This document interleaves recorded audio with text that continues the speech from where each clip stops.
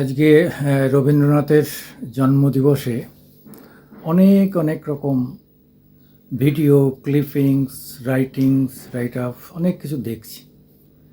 দেখতে দেখতে মনে পড়ে গেল যে সত্যিই তো রবি ঠাকুর আর তার বৌঠান কাদম্বিনীকে নিয়ে অনেক ইচ্ছা আছে, অনেকে অনেক কথা লিখেছেন। রঞ্জন বন্দ্যোপাধ্যায় খুব কেরিকেচার করে লিখেছেন, অনেকেই লিখেছেন, কিন্তু তার আসল যে প্রেমিকা তার নামটা জানেন? তার নামটা হচ্ছে অন্নপূর্ণা পাণ্ডুরাং বা তুড়খুড়ে। তিনি মারাঠি, নট বাঙালি।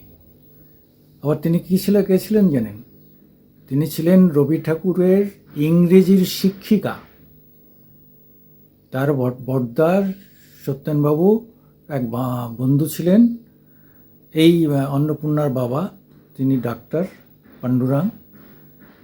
তা ভাইকে বিলেতে পাঠাবেন বলেই দেখলেন যে ইংরেজিতে তো বিলেতে গেলে তো বাংলায় কথা বলতে হবে না, ইংরেজিতে কথা বলতে হবে।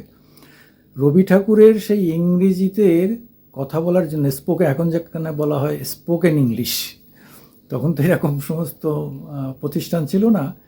সেই তাকে ইংরেজি শেখানোর জন্যে, ভাইকে ইংরেজি শেখানোর জন্যে তার থেকে 2 বছরের বড় অন্নপূর্ণা পাণ্ডুরাংয়ের কাছে টিউটার হিসাবে রবীন্দ্রনাথ পড়াশুনো করেন এবং পড়তে পড়তে দুজনের প্রেম হয়। যদিও শেষ পর্যন্ত দেবেন্দ্রনাথ ওদের এই প্রেমটাকে স্বীকৃতি দেননি। ওরা চেয়েছিল বিয়ে করতে।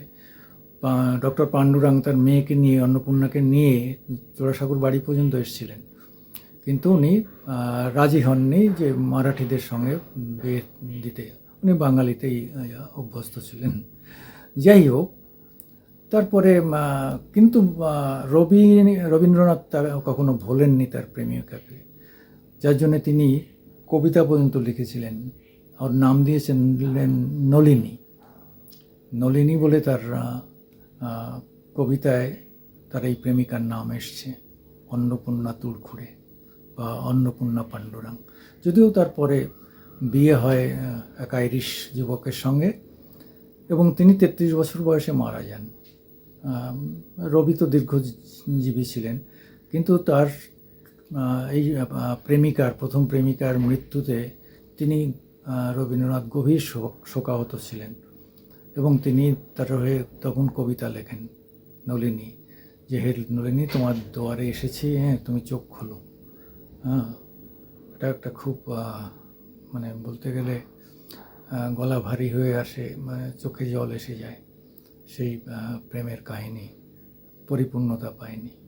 তাই আজকে তার এই জন্মদিনের অনেক কথার মধ্যে আজকে মনে পড়লো যে এটা একটা স্মরণ করা যেতে পারে। তাকে মনে করার থেকে ভালো উপায় আর কি আছে। নমস্কার, আমি সুকুমার দেবনাথ। আপনারা আমার ইউটিউব মাঝে মাঝে দেখেন, ভালো লাগলে আমাদের লাইকস দেবেন, সাবস্ক্রাইব করবেন। নমস্কার।